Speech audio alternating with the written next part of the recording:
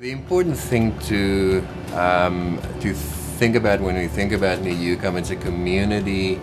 college, and we'd really like to be involved in the community, which is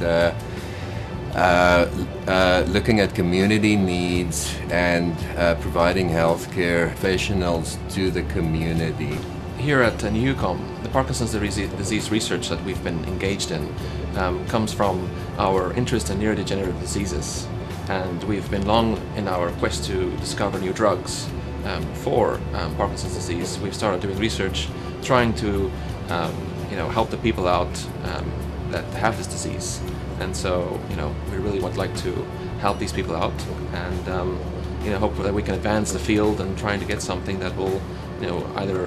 help cure the disease or maybe prevent it in the future. The initial funding from the START Community Foundation has allowed us to initiate the pilot work that needed to be done on identifying this protein target as a potential drug target for the treatment of Parkinson's disease. The additional funding that we were just approved for will allow us to advance that to a point where we can start doing preclinical testing, and with the hopes of advancing that into the clinic and potentially for the treatment of patients. Our ultimate goal is to actually develop a treatment for Parkinson's disease so they can live a healthy and a good functional life. Yeah, Parkinson's disease as a disease has a huge burden on both the family members as well as the patient himself. And so finding a